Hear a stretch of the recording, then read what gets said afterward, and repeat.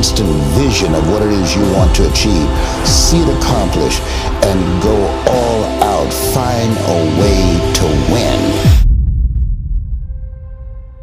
Dr. Norman Cousins, he wrote a book called The Biology of Hope.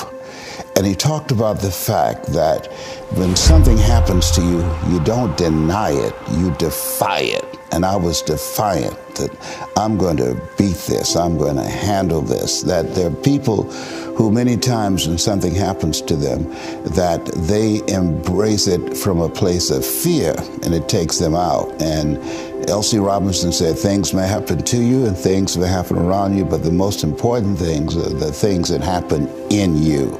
And you have to stand up inside yourself and deal with it and handle it. Get out from under the labels. And the most difficult thing I've ever done was to believe that I can do it. When you don't know what's impacting you, and it's something that's holding you down and you're not aware of it. You live in a dominant culture that is designed to destroy your sense of self and your belief in yourself, and you have to learn ways in which you can begin to connect with this power that you have within yourself to handle where you are.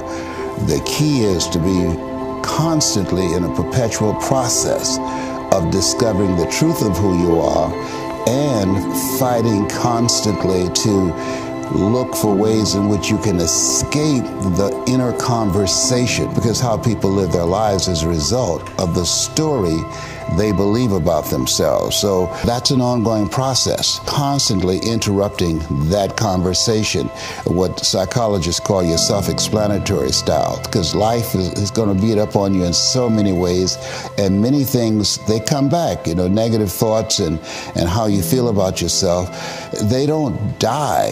They come back once you stop doing the maintenance work on your mind, listening to motivational messages, going to seminars and workshops, spending time quietly listening to the still small voice within. Who am I really? Is this really me? Am I giving my best? Am I just reflecting what's around me? Because all of these various things affect how we show up in life. And so having a strategy to continuously find ourselves reaching higher. Robert Schuller had a book, is not very popular, but I loved it.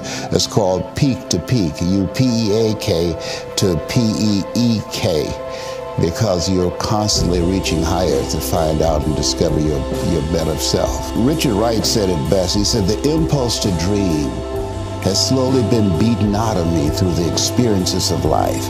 So when you live in a culture that is designed to destroy your sense of self, where you are marginalized, where you have a feeling of being hopeless and powerless, and you're terrorized, you unconsciously operate within the parameters of what has been put in place. Like you're driving on the expressway, the 405, and you'll get off on an exit that you weren't going in that direction, but you unconsciously did it because you've done it so many times that many people, because they're not making a conscious, deliberate, determined effort to think outside of what life has thrown at them, they end up doing the same thing over and over and over again. Einstein said that thinking that has brought me this far has created some problems that this thinking can't solve.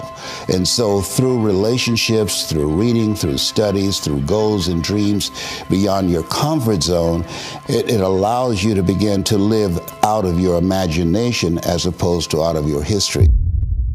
Disney said, the imagination is a preview of what's to come.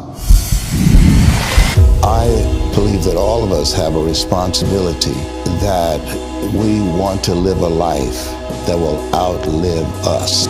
Oliver Wendell Holmes said that once a man or woman's mind has been expanded with an idea, concept, or experience, it can never be satisfied to going back to where it was. And so someone's opinion of you does not have to become your reality. If you want to become successful in life, number one, you got to change your mindset.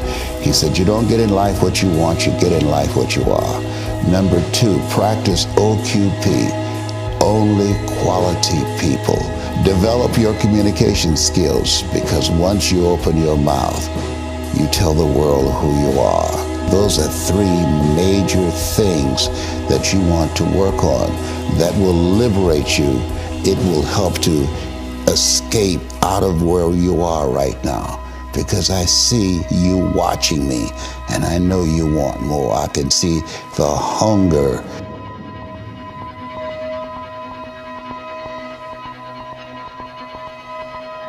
You get hungry by finding something that's you. I believe that all of us are born unique, but most of us die copies. You got to find out what is it that turns you on, what resonates with you. The key to that hunger-driven life is a heart-centered life. I didn't do what I'm doing for years because of my programming, because of the culture in which I was raised in. I would see other people with degrees and PhDs and MBAs and credentials I don't have, and I convinced myself I couldn't do it. Not only someone's opinion of you does not have to determine your reality. He said that you have to work on yourself and you have to have an unstoppable attitude, and no excuse is acceptable, and you've got to make it a priority, a non-negotiable in your life, and hold a constant vision of what it is you want to achieve. See it accomplished and go all out. Find a way to win. In spite of the setbacks, in spite of the disappointments, in spite of your failures. I tell people, you will fail your way to success. I have a saying, is life knocks you down, try and land on your back, because if you can look up, you can get up.